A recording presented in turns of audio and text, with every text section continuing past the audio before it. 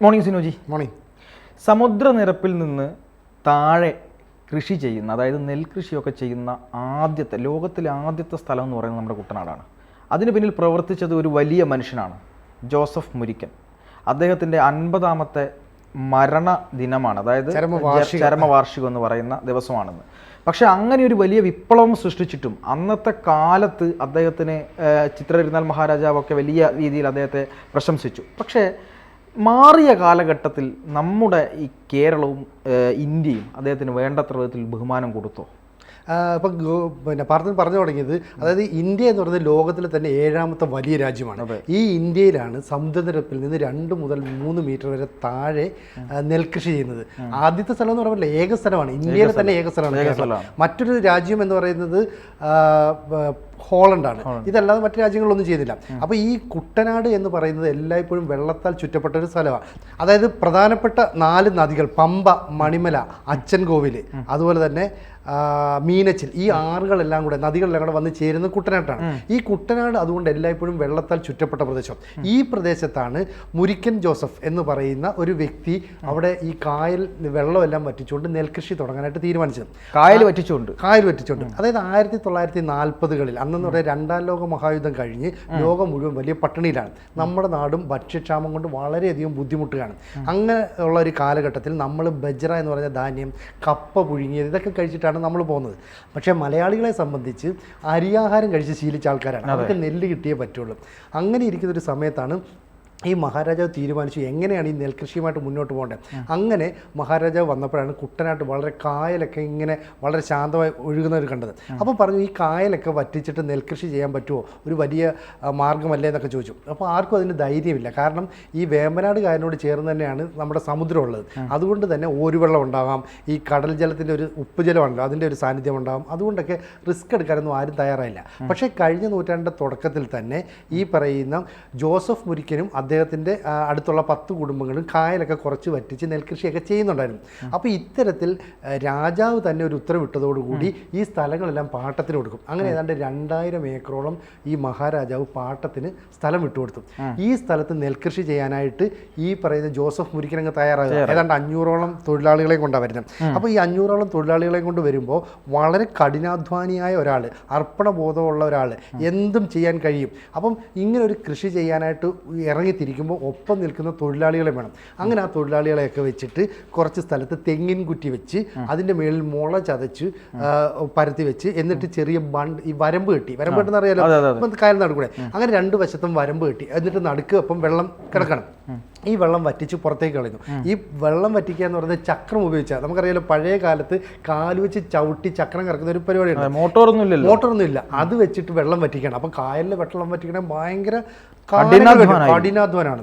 അപ്പോൾ അങ്ങനെ വെള്ളം വറ്റിക്കുന്നു. അത് കഴിഞ്ഞ് കുറച്ച് കഴിഞ്ഞപ്പം ഈ മരക്കരി ഉപയോഗിച്ച് പ്രവർത്തിക്കാവുന്ന എഞ്ചിൻ കൊണ്ടുവരുന്നു. അത് കഴിഞ്ഞ് ഓയിൽ ഉപയോഗിക്കാതെ എഞ്ചിൻ കൊണ്ടുവരുന്നു. അതൊക്കെ വെച്ച് ഈ വെള്ളം വറ്റിക്കുന്നു. കൃഷി ചെയ്യാനൊക്കെ ഒരുങ്ങും. വീണ്ടും മട വീഴുന്നു. മട വീഴുക എന്ന് പറഞ്ഞാൽ ഈ ബണ്ട് കെട്ടുന്നത് പൊളിഞ്ഞ് വെള്ളത്തേക്ക് പോകും.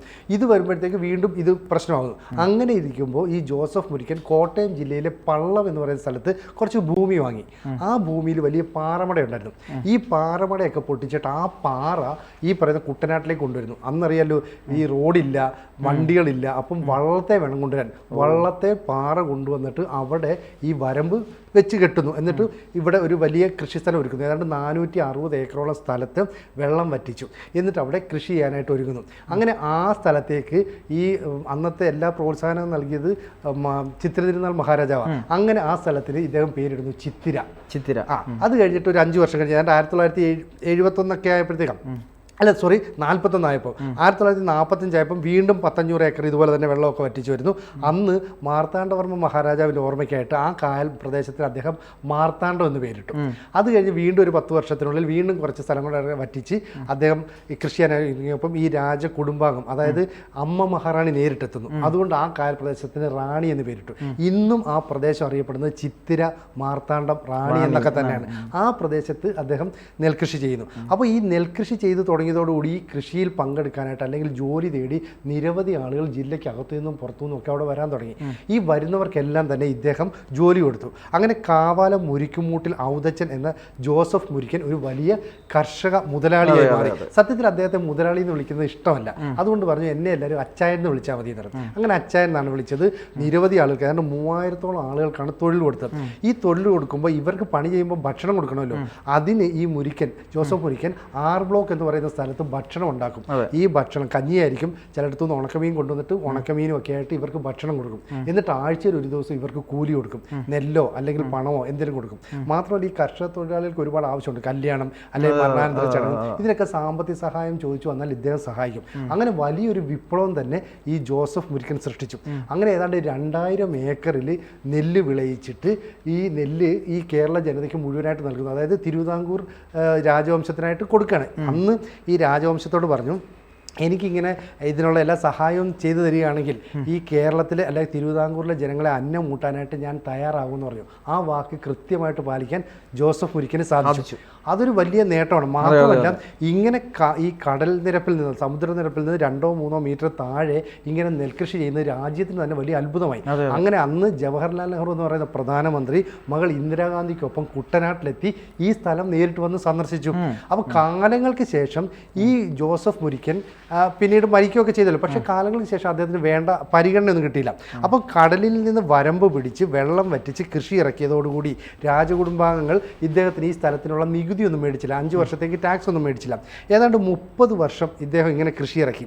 2013 ആഗോള കാർഷിക പൈതൃക മേഖലയായി കുട്ടനാടിനെ പ്രഖ്യാപിച്ചിരുന്നു. അത് ഈ സമുദ്രനിരപ്പിന് താഴെയുള്ള കായൽ നിലങ്ങൾ കുത്തിയെടുത്ത് കൃഷി ചെയ്ത ഈ ജോസഫ് മുരിക്കനുള്ള ആദരം എന്ന നിലയിലാണ് ഇങ്ങനെ ഒരു പേര് കൊടുത്തത്. ഇതൊക്കെ സംഭവിക്കുമെങ്കിലും 1968 ആയപ്പോഴേക്കും ഇപ്പം നെൽകൃഷിയൊക്കെ വന്നു, നമ്മുടെ ബുദ്ധിമുട്ടൊക്കെ മാറി.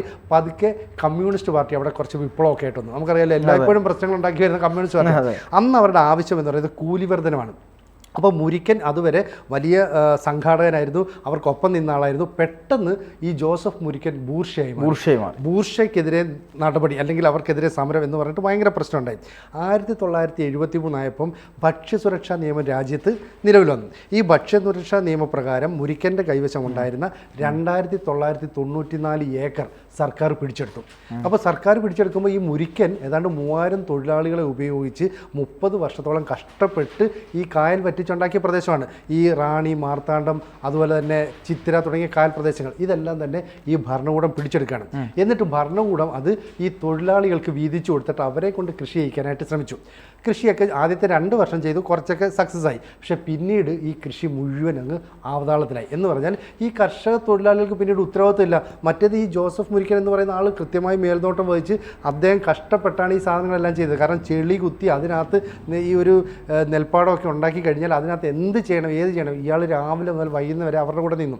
പക്ഷേ തൊഴിലാളികൾ വന്നപ്പോൾ ഇതെല്ലാം നശിച്ചു. അതുകൊണ്ട് എന്ത് സംഭവിച്ചു? ഈ പാടങ്ങൾ മുഴുവൻ അന്യാധീനപ്പെട്ടു. അതായത് ഒരു കാലത്ത് ഈ തിരുവിതാംകൂറിനെ മുഴുവൻ അന്നമൂട്ടിയ ഈ പ്രദേശം, ഈ നെൽപ്പാടങ്ങൾ ഇത് മുഴുവൻ അങ്ങ് തരിച്ചു കിടന്നു. വർഷങ്ങളോളം തരിച്ചു കിടന്നു. കാരണം ആരും ഇത് കൃഷി ചെയ്യാൻ സാധിച്ചില്ല. ഒരു 10 വർഷമൊക്കെ കഴിഞ്ഞ് ഏതാണ്ട് 10 വർഷത്തിന് ശേഷമാണ് പിന്നീട് ജില്ലാ ഭരണകൂടമൊക്കെ ഇത് ഏറ്റെടുത്തത്. എന്തായാലും ഈ ഭൂമി ഏറ്റെടുത്തോടുകൂടി ഈ പറയുന്ന ജോസഫ് മുരിക്കൻ കംപ്ലീറ്റ് തകർന്നു. കാരണം അയാളുടെ ഒരു പ്രതീക്ഷ, ആഗ്രഹങ്ങൾ ഇതെല്ലാം അങ്ങ് അസ്തമിച്ചു.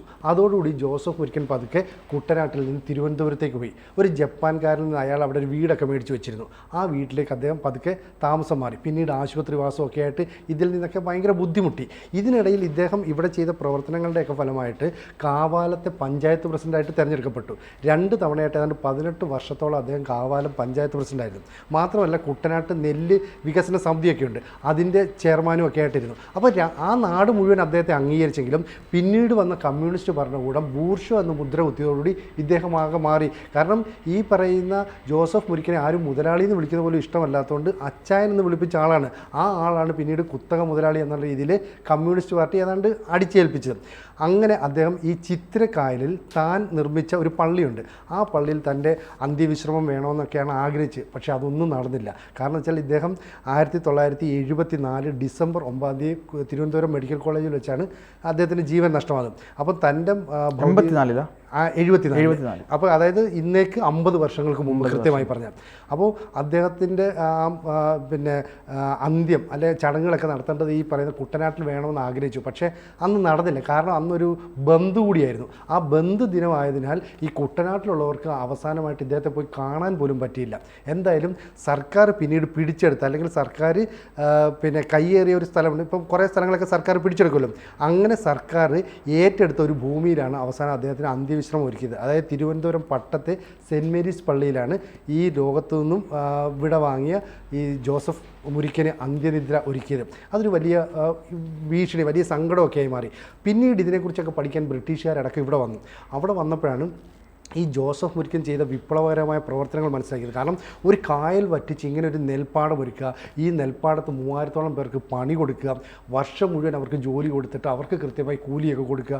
അപ്പോൾ എന്നിട്ട് ഈ നെല്ലൊക്കെ കൊണ്ടുവന്ന് ഇദ്ദേഹത്തിൻ്റെ ഗോഡൗണിൽ സംഭരിക്കുക. ഇപ്പം നമ്മൾ FCI ഗോഡൗണിലൊക്കെ സംഭരിക്കുന്ന പോലെ വലിയ കെട്ടുവള്ളത്തിലാണ് ഇത് കൊണ്ടുവരുന്നത്. ആ നാട്ടിൽ മുഴുവൻ ഒരു ഉത്സവമായിരുന്നു. അപ്പം അന്ന് ഒരു വ്യാവസായിക അടിസ്ഥാനത്തിൽ ഇത്തരം ഒരു നെൽകൃഷി ചെയ്യാൻ റിസ്ക് എടുത്ത വ്യക്തിയായിരുന്നു ഈ ജോസഫ് മുരിക്കൻ. പക്ഷേ വേണ്ട വിധത്തിൽ അംഗീകാരം നൽകിയില്ല. പിന്നീട് ഇതേക്കുറിച്ചൊക്കെ പഠിക്കാൻ ബ്രിട്ടീഷുകാർ ഇവിടെ വന്നിരുന്നു, ഇംഗ്ലണ്ടുകാരെ. അവരിവിടെ വന്നപ്പോൾ പറഞ്ഞു, ഇങ്ങനൊരു മനുഷ്യൻ ഇവിടെ ജീവിച്ചിരിപ്പുണ്ടോ? ഞങ്ങളുടെ നാട്ടിലെങ്ങാനുമാണ് ഉണ്ടായിരുന്നെങ്കിൽ ഇദ്ദേഹത്തിൻ്റെ എത്രയോ പ്രതിമകൾ ഞങ്ങൾ രാജ്യത്തിൻ്റെ വിവിധ ഭാഗങ്ങളിൽ സ്ഥാപിച്ചേനെ. അപ്പോൾ ഇന്ത്യൻ ഭരണകൂടം കേരളം അദ്ദേഹത്തെ ശരിക്കും അവഗണിക്കുകയാണ് ചെയ്തത്. അപ്പോൾ ശ്രീ ചിത്തിര തിരുനാൾ മഹാരാജാവ് മുന്നോട്ട് വെച്ച ഒരു വാഗ്ദാനം, അല്ലെങ്കിൽ ഇങ്ങനെ ചെയ്യാമോ എന്ന് ചോദിച്ചപ്പോൾ ആ വെല്ലുവിളി ശക്തമായി ഏറ്റെടുക്കുകയും കായൽ വറ്റിച്ചുകൊണ്ട് നെൽകൃഷി നടത്തുകയും ചെയ്ത ആളാണ് ഈ ജോസഫ് മുരിക്കൻ. ആ മുരിക്കൻ്റെ പിൻഗാമികളാണ് ഇപ്പോഴും അവിടെ നെൽകൃഷി ചെയ്യുന്നത്. പക്ഷേ എന്ത് സംഭവിച്ചു? ഇപ്പോൾ ഈ റാണി, മാർത്താണ്ഡം, അതുപോലെ തന്നെ ചിത്തിര തുടങ്ങിയ ഭാഗങ്ങളിലൊക്കെ ഈ കക്കവാരലുണ്ടായി കഴിയുമ്പോൾ എന്ത് പറ്റുമെന്ന് പറയാം, വെള്ളത്തിനടിയിലേക്ക് പോകണം. 20 അടിയോളം താഴ്ചയിൽ പോയാൽ ഈ തെങ്ങും കുറ്റിയൊക്കെ വെച്ചത് അതെല്ലാം പറിച്ച് കളഞ്ഞിട്ട് ഈ ബണ്ടുകളെല്ലാം അങ്ങ് തകർന്നു. അപ്പോൾ എപ്പോൾ വേണമെങ്കിലും വെള്ളം കയറാം, വെള്ളം കുറയാന്നൊക്കെ. അപ്പോൾ കേരളത്തിൻ്റെ നെല്ലറ എന്ന പേര് കുട്ടനാട്ടിൽ വന്നിരുന്നു. ആ പേരും പ്രശസ്തി എല്ലാം നശിച്ചു. 10 വർഷം മുമ്പ് ജില്ലാ ഭരണകൂടം അത് ഏറ്റെടുക്കുകയും കുറച്ച് ആളുകൾക്കായി നെൽകൃഷിക്ക് വിട്ടുകൊടുക്കുകയും ചെയ്തു. അതായത് പാട്ടത്തിന് കൊടുക്കുന്ന ഒരു പരിപാടി. പാട്ടത്തിനൊക്കെ കൊടുക്കുന്നെങ്കിലും ഈ ജോസഫ് മുരിക്കൻ ചെയ്ത പോലുള്ള പ്രവൃത്തികളൊന്നും ചെയ്യാൻ അവർക്ക് സാധിച്ചിട്ടില്ല. അത്രയും വലിയ സക്സസ് ആയില്ല എന്ന് പറയാം. അപ്പോൾ റബ്ബറും തെങ്ങും ഒക്കെ കൃഷി ചെയ്യുന്ന പോലെ നെല്ലും കൃഷി ചെയ്യാൻ കഴിയുമെന്ന് കാണിച്ചു കൊടുത്ത, അല്ലെ ലോകത്തിന് മുന്നിൽ പരിചയപ്പെടുത്തി കൊടുത്ത ഒരു വ്യക്തിയായിരുന്നു ഈ ജോസഫ് മുരിക്കൻ എന്ന് പറയുന്നത്. അപ്പോൾ ഇത്തരത്തിൽ വാഴയും തെങ്ങും ഒക്കെ വെച്ചിട്ട് അവിടെ മൊത്തം വൈവിധ്യമാർന്ന കൃഷികളൊക്കെ നടത്താൻ കഴിയുമെന്ന് അദ്ദേഹം തെളിയിക്കുകയും ചെയ്തിരുന്നു. ഇത്തരത്തിൽ ഒരുപാട് ഗുണങ്ങൾ അല്ലെങ്കിൽ ഒരുപാട് നേട്ടങ്ങളൊക്കെ കൈവരിച്ച അദ്ദേഹത്തിന് സംസ്ഥാന സർക്കാർ ഇന്നും അർഹമായ ഒരു അംഗീകാരം കൊടുത്തിട്ടുണ്ടോ എന്ന് ചോദിച്ചാൽ നമുക്കതിനകത്ത് ഇപ്പോഴും സംശയമാണ്. അന്ന് പണം വായ്പ കൊടുക്കാനുള്ള ആളുകളുണ്ടായിരുന്നു, ഭൂവുടമകൾക്ക് അനുകൂലമായ നിയമങ്ങളുണ്ടായിരുന്നു, അതുപോലെ തന്നെ ആത്മാർത്ഥയോടെ പണിയെടുക്കുന്ന തൊഴിലാളികളുണ്ടായിരുന്നു. അതുകൊണ്ടാണ് ഈ സമുദ്രനിരപ്പിന് താഴെയുള്ള സ്ഥലം കുത്തിയെടുത്തിട്ട് അവിടെ നെൽകൃഷി ചെയ്യാനായിട്ട് സാധിച്ചത്. എന്തായാലും അങ്ങനെ ചെയ്ത ഈ പറയുന്ന കാവാലം മുരിക്കുമൂട്ടിൽ ഔദച്ചൻ എന്ന് വിളിക്കുന്ന ജോസഫ് മുരിക്കനെ നമ്മളിപ്പോഴും വേണ്ട വിധത്തിൽ ആദരിക്കുന്നുണ്ടോ എന്ന് ചോദിച്ചാൽ സംശയമാണ്. ഇന്ന് അദ്ദേഹം മരിച്ചിട്ട് 50 വർഷം തികയാണ്. വളരെ വലിയ ദുഃഖകരമായ ഒരു സംഭവം. ഇത്രയും വലിയ വിപ്ലവം സൃഷ്ടിച്ച ഒരു മഹാമനുഷ്യനെ, നമ്മുടെ കർഷക തൊഴിലാളികളുടെയും എന്താണ് കാർഷിക, നമ്മൾ ഓണം പോലും ആഘോഷിക്കുന്നത് കാർഷികോത്സവമായിട്ടാണ്. അതിനൊക്കെ ഒരു ആദ്യത്തെ ഒരു തുടക്കം കുറിച്ചൊരു മഹാമനുഷ്യനെ ഈ രീതിയിലൊക്കെ ബൂർഷ എന്നൊക്കെ മുദ്ര കുത്തി നമ്മുടെ ഏത് ഭരണകൂടങ്ങളായാലും ആ ഒരു രീതിയിൽ ഇങ്ങനെ അവസാനിപ്പിച്ചു കളഞ്ഞതിൽ ദുഃഖം മാത്രമേ ഉള്ളൂ. ഇനിയെങ്കിലും അദ്ദേഹത്തിന് ആവശ്യമായ പരിഗണന നൽകാനും ബഹുമാനം നൽകാനും നമ്മുടെ ഭരണകൂടം തയ്യാറാവട്ടെ എന്ന് മാത്രം നമുക്ക് പ്രതീക്ഷിക്കാം. കൂടുതൽ വാർത്തകളും വിശേഷങ്ങളും നിങ്ങളിലേക്ക് എത്താൻ ABC മലയാളം സബ്സ്ക്രൈബ് ചെയ്യുക, ബെൽ ബട്ടണും അമർത്തുക.